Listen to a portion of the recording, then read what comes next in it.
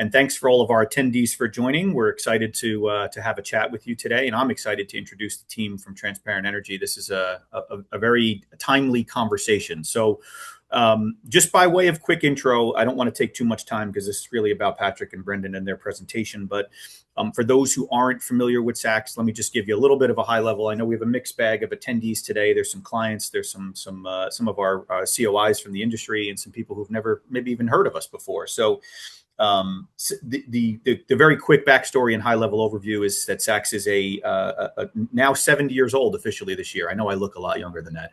A 70-year-old business advisory firm. Our roots obviously are very strong in the compliance world of tax and accounting. But really over the course of the last 70 years, things started to get really excited in the last 8, right? So 62 years of real consulting and compliance consulting around compliance work. And then the last 8's really where things have gotten crazy for us in a really good way. The firm has achieved tremendous growth in the industry. And it's actually interesting because this is going to be a very germane conversation to what's been going on at the firm. But our objective has always been to be our client's number one advisor. And over the course of the last 8 years, we've done everything we can to grow the firm with the objective of providing as many resources as possible to the clients of the firm. The idea being those services are well outside of the range of the normal compliance work, right, around audit and tax work. So who we're introducing today, Transparent Energy, represents a very strong and strategic platform in that vein, right? Our objective is to try to help our clients with more than just the tax and audit work, but be their business advisors, be their consultants for every facet of their business. So as Imani mentioned off the start, I'm a partner and chief revenue officer in Saks Technology Advisors. We represent the technology consulting arm of the firm. Saks also has Saks Wealth, which is the wealth advisory aspect of Saks. We have an investment banking practice called Saks Capital Advisors. We are building out an HR consulting practice, right? So you kind of see where this is going, is that our objective really is to provide as many business services to our clients as possible. So segue into the introduction here today, Transparent Energy, like I said, represents a really important part of that consulting prowess that we are ultimately bringing to our clients. You don't have to do a show of hands. This is a rhetorical question, but I'm assuming everybody likes to save money in some capacity, right? There are, rising energy costs, as we're all very much aware of in the marketplace today. There's a lot of market volatility at a global scale, unlike what we've ever seen before in history. The emergence of AI is changing the dynamic. We're going to touch a little bit because you can't have a conversation these days without talking about AI. So we're going to talk a little bit about that later. But ultimately, all of these things are increasing the burden, right, and the demand on energy costs. So we were lucky enough to be introduced to the Transparent Energy team a couple of years ago now, Patrick and Brendan and team. And it was really exciting for us because I like their approach very much so. There's a lot of folks in the marketplace who play in the space of trying to broker energy for clients. But if I'm being honest, I really like the way that Transparent Energy approaches the conversation. They are a client-first organization, which I really love. And what I very much appreciate is the transparency, pun intended, in how they're positioning what they do for the client, right? If they can help, they will tell you up front. And I know Patrick well enough to say now, if he can't help, he'll also tell you that right up front too, right? They really do. They're honest. They really do provide a great service to the client. So I'm going to pass the mic over to these guys, and I may have some questions as we go here, Patrick. Imani's going to be monitoring the chat so we can log any questions that you have there as well. There will be time later on for additional questions. But Patrick, I'm going to kick it off to you. The last thing I'll say before I do that is the one other thing that I really like, and this is really a bigger conversation, is everything that we build, all the changes that have happened at Saks over the years and the emergence of the technology consulting practice. All of that is built and curated ultimately to provide the level of service that we can to the clients that Saks caters to, right? So Transparent Energy very much aligns to that with us, right? So Saks historically has catered to the privately held, closely owned businesses around the New York metro market, although we're expanding up and down the East Coast now, and Patrick and team can talk a little bit about how far their breadth of services stretch. High net worth and ultra high net worth individuals. We do a lot of business in construction, in real estate development, manufacturing and distribution, healthcare, professional services, nonprofit. So all of those industries that Saks caters to, and the typical Saks client is exactly where Transparent Energy can play as well, and where they make a huge impact. So I'm excited to make this introduction, and I'm going to do that right now. So Patrick and Brendan, why don't you guys go ahead, introduce yourselves, rock and roll, launch a presentation, and let's take it from there.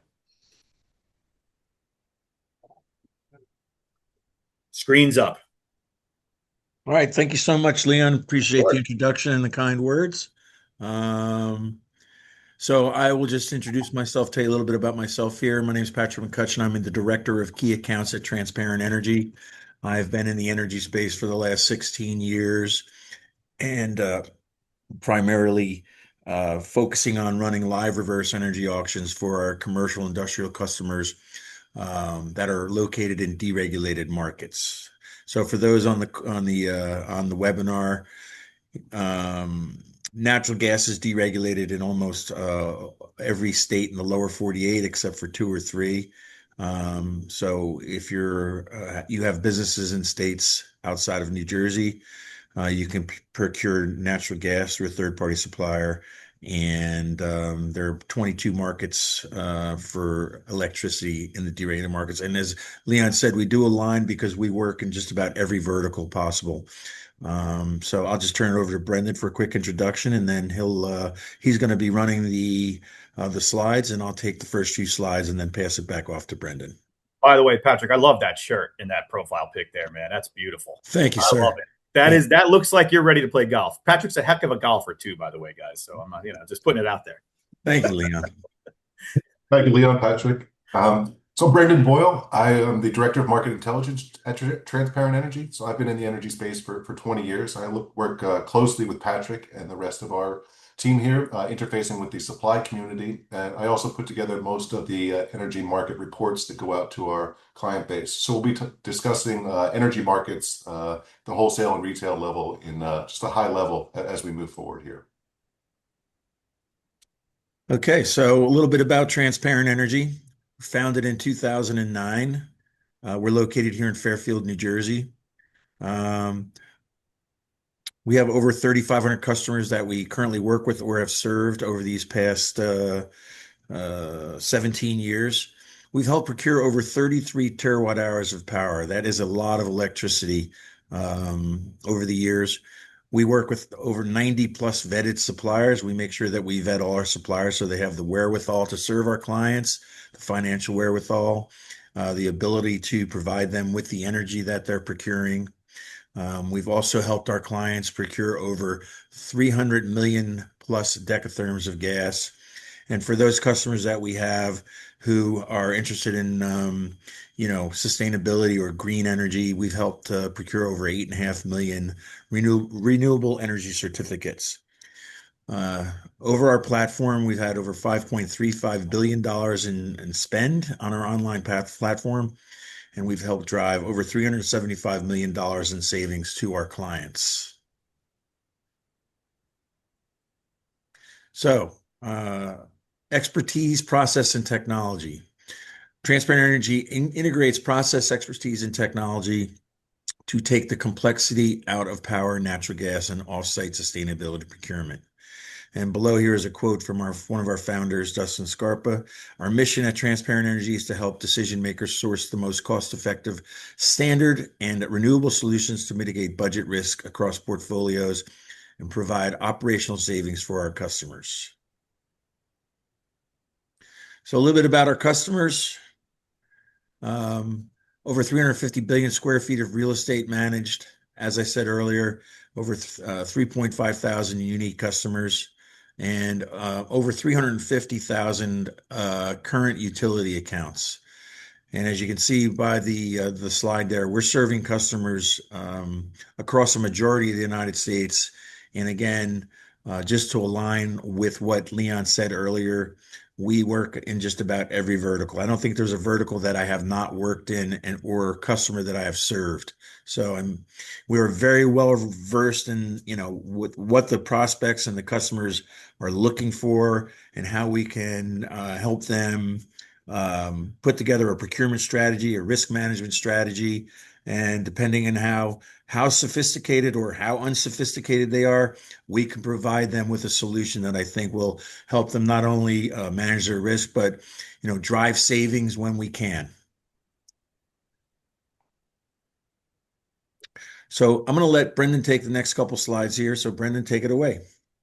Great, thank you. So we're going to cover markets a little bit before I pass it back to Patrick to talk about our process and how that works. But thank you again for joining us today. We're going to start off by discussing our company's core competency, which is helping commercial industrial clients manage risk around energy spend, specifically as it relates to electricity and natural gas, as well as achieving your sustainability goals.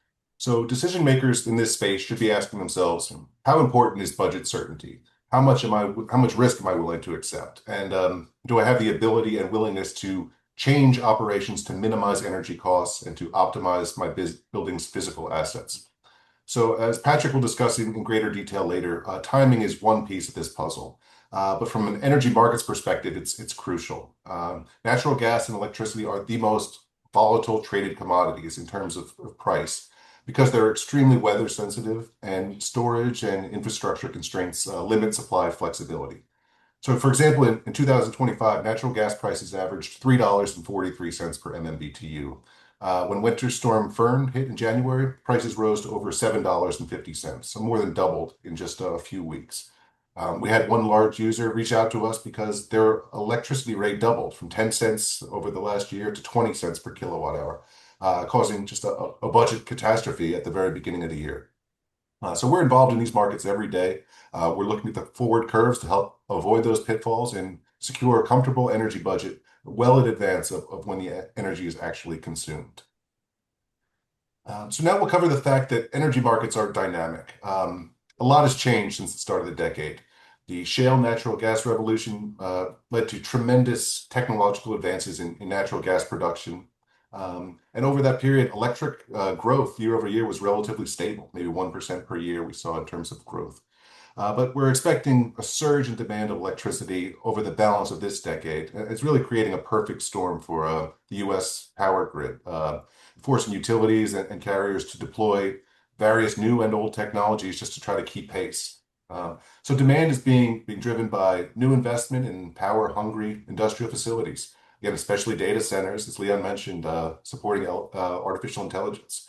U.S. is reshoring initiatives in industry, and there's been a steady electrification in both the home heating sector and the transportation sector.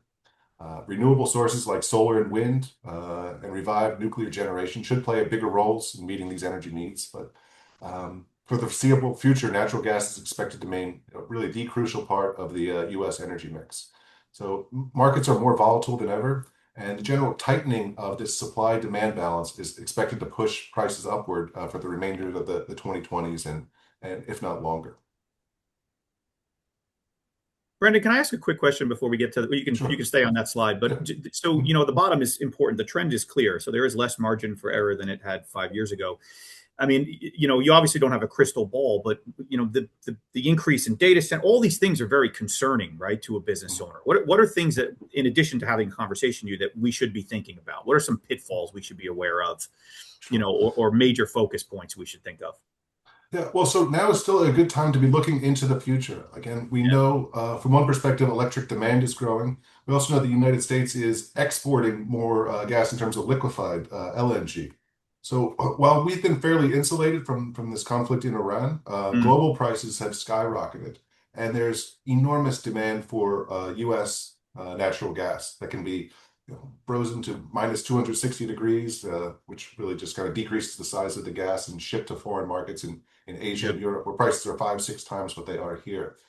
So we're building export terminals as fast as we can. Right now, we're maxed out, sending 20 billion cubic feet a day of gas to these foreign markets. And we're looking to double that number in the next 10 years. So every molecule of gas that gets shipped overseas is one less that we have in storage here. So that's one thing. But more directly to your question around AI and demand growth, we expect to see more scarcity pricing, particularly in summer and winter, more price volatility, and then prices just to generally move higher. So if you're floating or subject to market risk, there's the risk penalty is greater, but the potential upside much higher than we've seen over the last several years. So more important than ever to get in front of this, as soon as we can. It's important. Thank you. You're welcome. If I might just add one thing there, Leon, for the listeners is, there's talk of this conflict coming to a resolution here. And we were in a meeting yesterday, and there were some folks in the meeting who said, well, now that the conflict's over, we should see energy prices dissipating.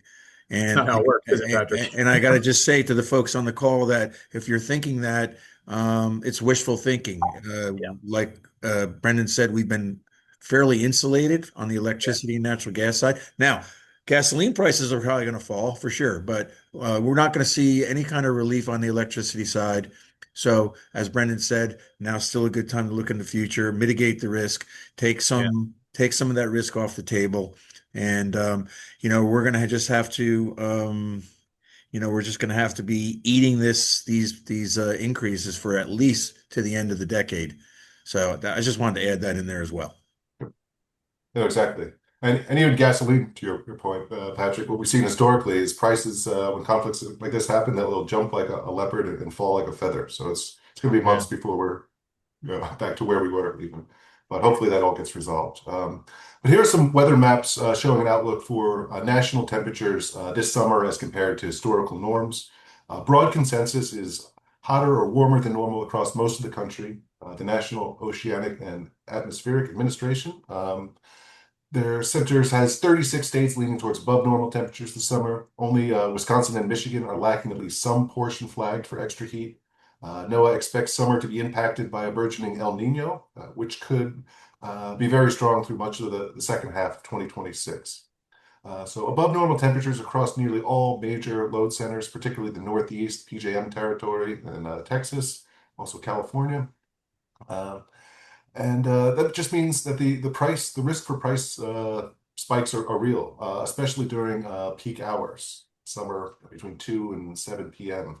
Expect to see some really high prices and some potential grid shortages. The grid is a bit better resourced than last year at this time, but extreme weather remains the wild card Mm. that stress tests any reserve margins or excess power that might be available. And this chart on the right just shows some form of drought still remains for about 78% of the nation. And drought affects electricity prices through several channels, most directly hydropower reduction. That's more prevalent in some areas than others. But then also most thermal plants, coal, gas, nuclear, rely on river or lake water for cooling. So during drought, water temperatures rise, flow volumes drop, and that can often force power plants to derate, thereby producing less energy. And it really only takes a few days of extreme heat or one big power plant to be tripped offline to send prices on a steep upward trajectory. Okay, so now we'll take a look at what we call NYMEX Henry Hub natural gas. So this is the most liquid trading point, the benchmark for U.S. natural gas prices. And this blue line is showing a 12-month price strip, meaning over the last 20 years, how much would it have cost to purchase 12 months of natural gas in the future, a 12-month gas contract. So we can see the volatility here over time. And most recently, when prices exceeded $8 per MMBTU in the aftermath of Russia's invasion of Ukraine. We've highlighted a few key events here, but obviously there's a number of other factors that influence gas prices. Key takeaway here is that prices can be extremely volatile. While we're not currently at the absolute bottom of where prices have traded historically, we're much closer to the low end of the range than the high end. So we maintain a position that now is a great time to be looking to secure gas prices in your budgets moving forward. I still refuse, Brendan, to believe that 2005 was 20 years ago, but that's besides the point. So quick, are there, fracking revolution, obviously in production growth was an interesting dynamic. Are you aware of, maybe this is a crazy question to ask, but are you aware of any advancements with regards to natural gas, like harvesting natural gas or that may have an effect on this in the near future? Or is there R&D going into that? Again, it could be a crazy question. I'm just curious. No, there is, yeah. I think really the major technological breakthroughs came with the hydraulic fracturing, the horizontal drilling, which really started mid 2020s, this Yep. first part of the decade. And then, but since then, when I listen to all the quarterly reports from the EQT, the Chesapeake's BP, and yeah, I mean, they're just kind of refining that number more and more. And so we pay attention to the rig counts, the number of rigs that are online, but more specifically, these particular horizontal directed drills that are more efficient. And that's really the number that we pay attention to in terms of where production is going. So yeah, the major breakthroughs have been made, but they continue to refine and get more and more productive. Cool. But the other interesting piece there, though, is that these firms have been extremely disciplined. When gas prices started touching $2 back in early 2024, these companies said, you know what, we're not putting our resources into pulling gas out of the ground. It's just not worth it for us. We'll wait for prices to come, back up to where we can make a profit. So the prices seemingly can only go so low, and we're within a few percentage points of historic lows, and we've seen this recently as a few years ago when prices could double or triple. So um, the risk to the upside is certainly a lot greater than any opportunity to the downside. Thank you, Brendan. Okay, and so then this blue line here is the same chart, just a little bit of a shorter time frame. The blue line again showing NYMEX natural gas over the last 6+ years.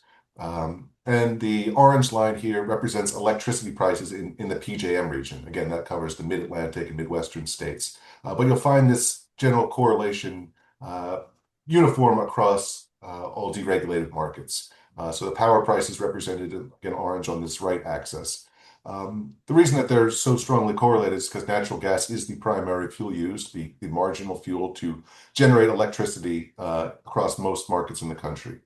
Again, over a 90% correlation between these two commodities. Noted in red here on the right is a slight decoupling that we've just seen recently in terms of power and gas. Gas prices remain relatively low while power prices have trended a little bit higher. And this is mostly due to the fact that we've been touching on. We're expecting to see power demand continue to grow, increasing risk of scarcity pricing, and again, particularly during the summer and winter months. Just after Winter Storm Fern, obviously near-term prices spiked. But we also saw electric prices in forward winters tick higher as well. So there's definitely fear in the market that power prices could be a lot more expensive. And again, relatively in a strong range now. This 19 to 20 obviously is a bit of an outlier just around the pandemic and total demand destruction. I think kind of the range we're trading in now is more of a historical indicator of where prices are outside of these spots when prices go over, again, wholesale energy only over $10 or 10 cents a kilowatt hour. And then this is gas again. We share this just to kind of show the forward curve. That's what we call the blue line here, this curving line. And obviously, this is representing the futures look at the next 3 years. So the reason that we see spikes in the winter is naturally because that's when everyone needs gas to heat their homes and businesses. The troughs occur during the shoulder months of spring and fall. So that's the forward curve as it closed yesterday. Highest prices again in the forward winters. But what we pay attention to here is these colored lines. So the orange line showing what is the average cost to buy gas for 12 months. Green line would be average for 2 years, and then yellow for 3 years. And the takeaway here is that these are really close together. That's not always the case. So when you're looking out, you're likely to see a similar price for 1 year or 2 years or 3 years. Sometimes this orange line is higher. Right now, the market's a little bit backwardated, but meaning that longer terms are a little bit more expensive. But some good value here in the fact that not a huge premium to lock in medium to longer term versus a 12-month fixed rate.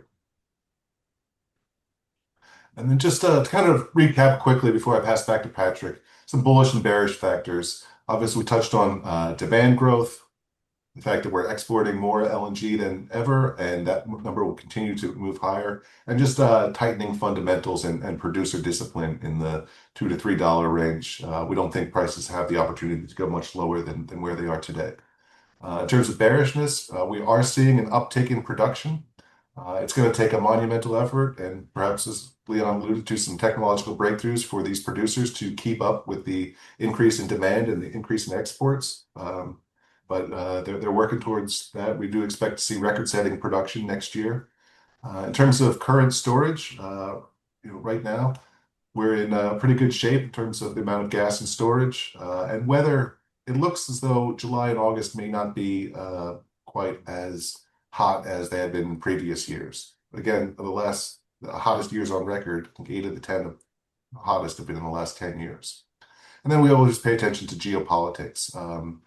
Russia, Ukraine, that war continues, and then the conflict in the Middle East. Again, we've been mostly insulated in terms of electricity and gas here, but there are some threats, particularly New York and New England, who rely on some oil deliveries to help meet power demand, and that could be disrupted if this conflict continues. And then we also paying close attention to the economy. Again, always a wild card with what happens with the Fed and global oil prices.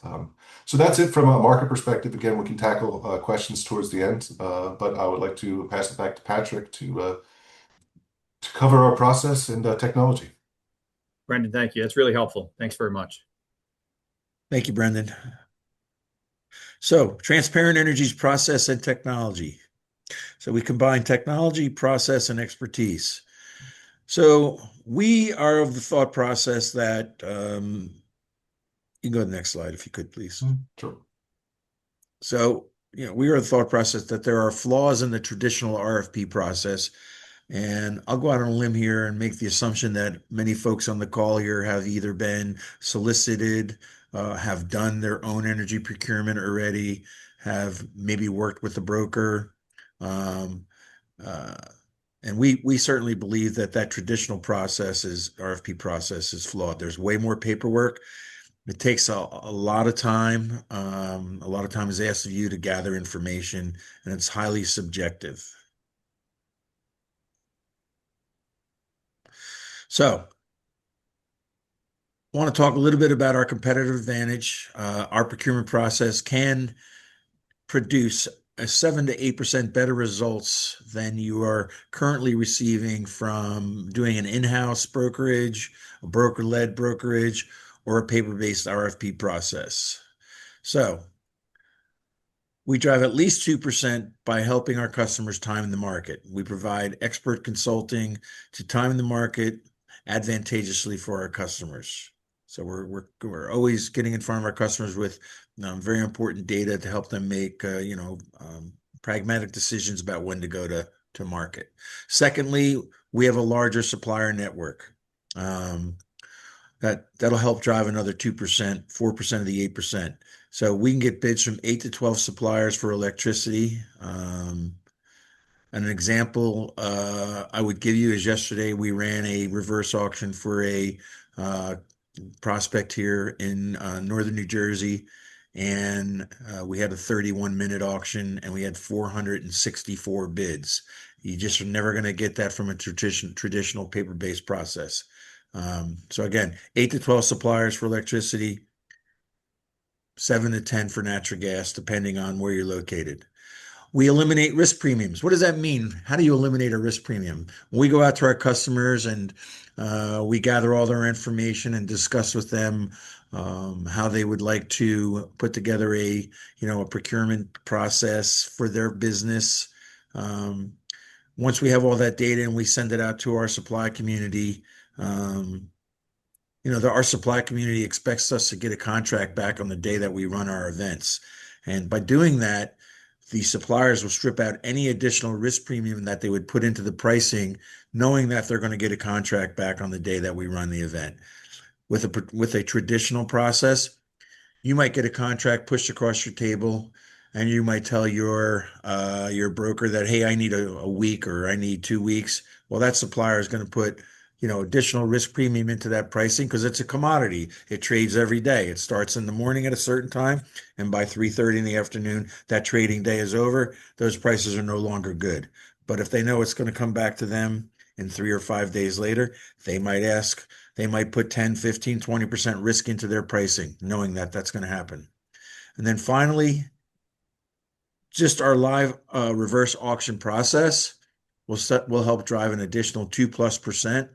When we run an auction and we bring all these suppliers to compete for your energy load live in front of you, we watch these suppliers compete, and their margins get driven to the bare minimum if they want to win, your business. So again, yesterday, prime example, 464 bids. Maybe those bids are coming in at 1/1000th of a penny, but if we do that 300 times, we are definitely driving more value to the customers and putting more money back in their pockets for operational purposes.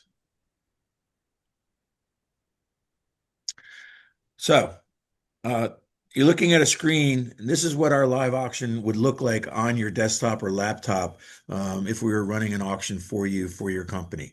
So just think of this as a clean slate here. This is actually a snapshot of an auction that we ran for a customer.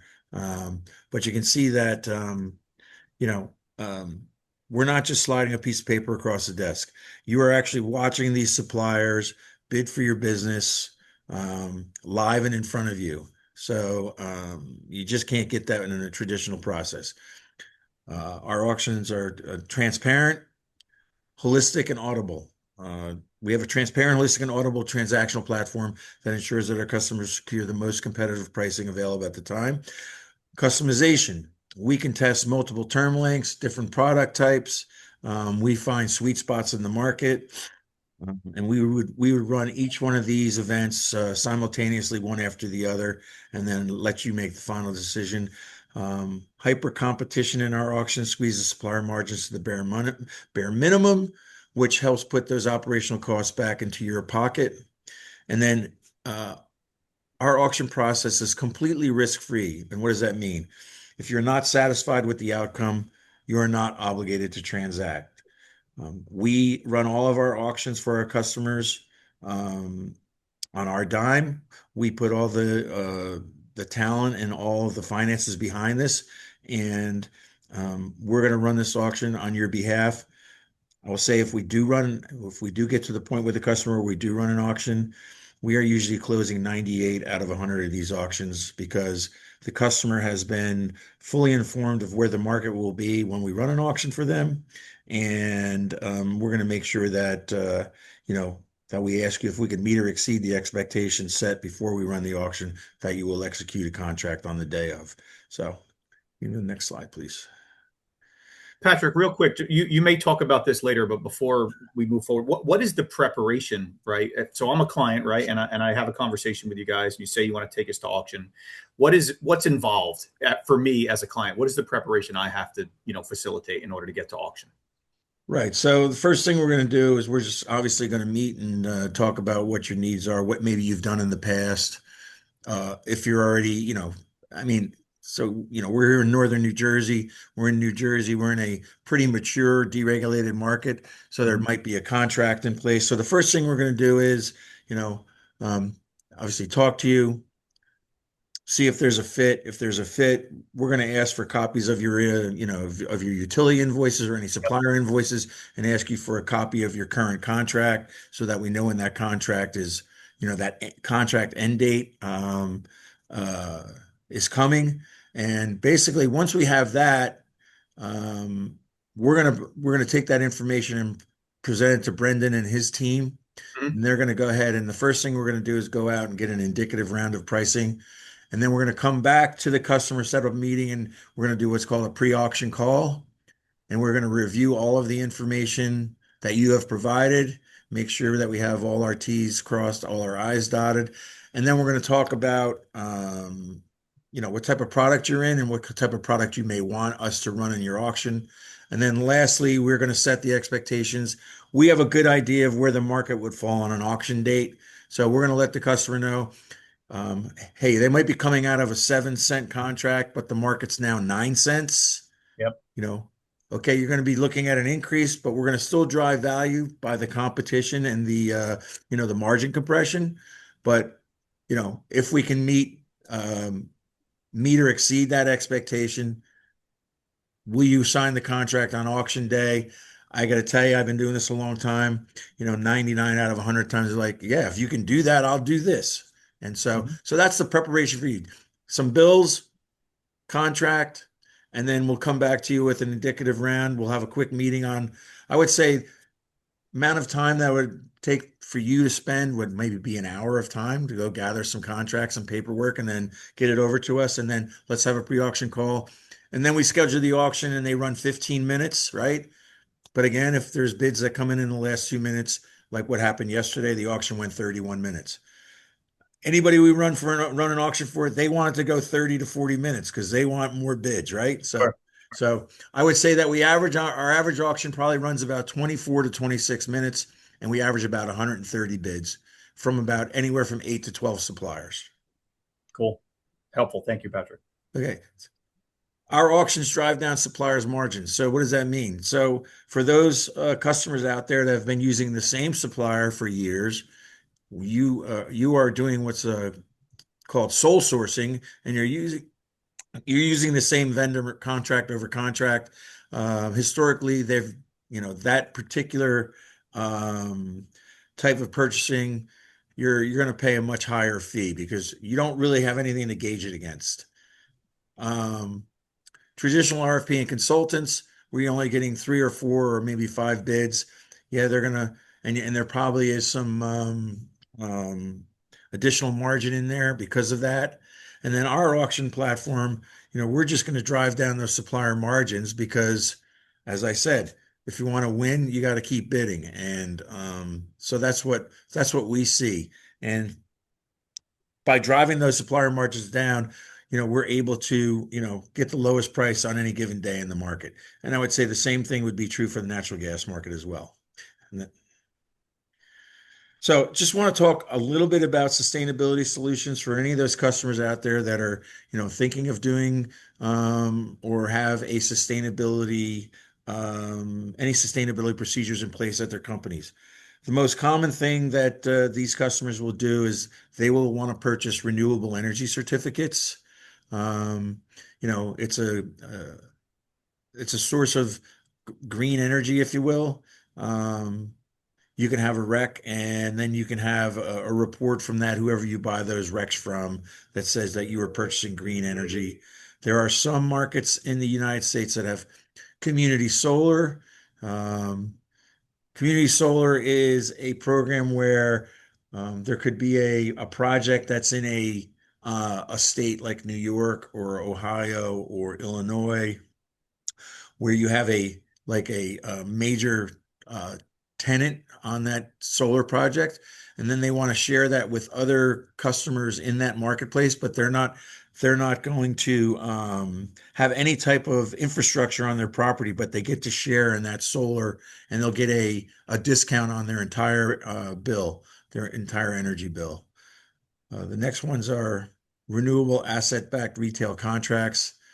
They're not available everywhere. And then for very large energy users, there's virtual power purchase agreements.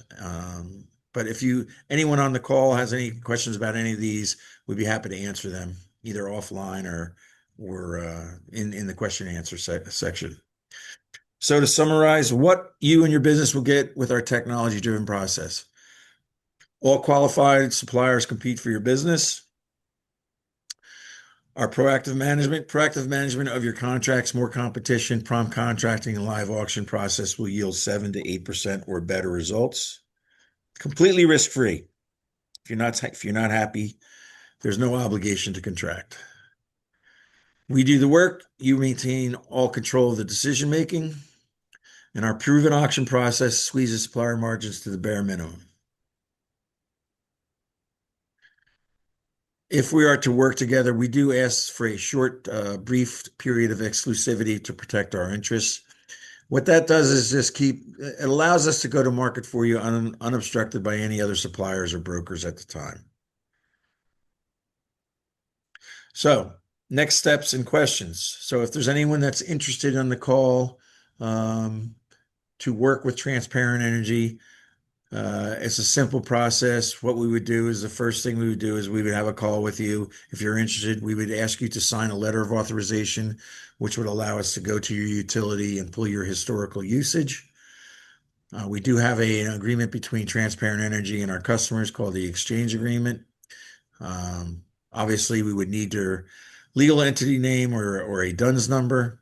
And then we ask for the electricity and natural gas contract information, and then copies of utility and supplier bills. I do want to say for those of us on the line, I've been involved in as a partner of Transparent Energy. I've been involved in a customer process, and I'm not just saying this, it really does go very smooth. There isn't a lot, and that's kind of why I asked that loaded question earlier, Patrick. It's really, it's not a lot of time commitment on the client side to really pull this data together, as most of it's readily available. And it's an educational process. I think there's a lot of opportunity out there, and there's also a really good, the previous slides that you were talking about here, Brendan and Patrick, around renewables and all these other resources. This is really where Sachs and Transparent Energy start to come together as well, because there still are energy credits available out there. There still are incentives from a tax perspective around renewables, and this is where we can also provide our guidance too throughout this entire process. So it's definitely a partnership here between the two organizations, and it isn't necessarily, while there is a real clear opportunity for savings, it's also about cost containment too. So these guys were talking about managing these rising energy costs. It'd be great, right? And the objective obviously is for us to save you money, but if we can really contain costs as the years progress and not get you hit with these incredible increases and sign multi-year agreements and contracts, that's also in your best interest as well. So there is always an opportunity, right, to provide value here for the end client. So I can't speak highly enough about the team at TE and the process itself. So, I appreciate you guys taking the time and presenting this, and I can speak on behalf of you guys that it is a really great process. So, I guess we have some questions we can go through, right? Is that's our next step, I guess? So Yes, it's question time. Love it. Thank you all so much. Thank you, Transparent Energy team, Brendan and Patrick. Thank you, Leon, for moderating us thus far. We do have some questions that came through the Q&A. So our first question is, given the expected growth in electricity demand for AI and data centers, what action should businesses be taking today to protect themselves from future price volatility? I'll take this one. Thanks, Monty. No problem. So it really depends on the end user and really the size and the risk profile. For the general customer, I would say, let us take a look at your bills, what your rate classification is, and take a look at the forward market, because again, our view is generally bullish, longer term, or at least for the balance of the 2020s. Meaning that we think that prices will be higher. I don't think there's many folks that would look back a year from now and say, "Oh man, I wish I had been with the utility," or "I wish I had signed a shorter contract." And then for larger customers or end users, industrials, anything that you can do operationally would be helpful if you're able to load shift, let's say, because really your peak demand, given the fact that demand across the grid is growing, so the grid wants to know how much is your particular meter using when the grid is under the most stress. So any action that can be taken to reduce electricity demand during those hours would go a long way towards reducing your costs in the future. And this is a greater, or I guess, a more in-depth discussion that we could have. But I think the two things is you want to get in front of this. I mean, a lot of our clients are looking 12 to 18 months into the future. Their contracts expire in the middle of 2028. They're asking what we can do to extend beyond there. So getting in front of that, not being a price taker, waiting for a contract to expire, or waiting till mid-December to try to lock in your winter rates. Taking a look at that now, because I think the momentum is unstoppable at this point, and we don't see any significant changes happening. So getting in front of it, and then from an operational perspective, any work that you can do around that, we'd be happy to advise and provide some guidance there. Well said, Brendan. Thank you. Okay, we've got a second question that just came through. What are the biggest mistakes you see organizations make when procuring electricity or natural gas for multiple locations? Yeah, I'll take that one there. Okay. So I would say that when there's a customer out there or a prospect that has multiple sites across multiple states, that they're not taking their entire aggregated load into consideration when looking to get into a contract or to price their facilities. And I think that would be the main thing that should be thought about if you're going to, look to put together a procurement strategy. Think about centralizing it and taking a look at the more macro approach rather than doing it microly, one facility at a time. And I see this in companies all the time where, they may have a facilities manager in Ohio in 3 different parts of the state, and all 3 facilities managers are doing something differently. They're not collectively putting their heads together and trying to find a way to, achieve a common goal and drive some value to the company.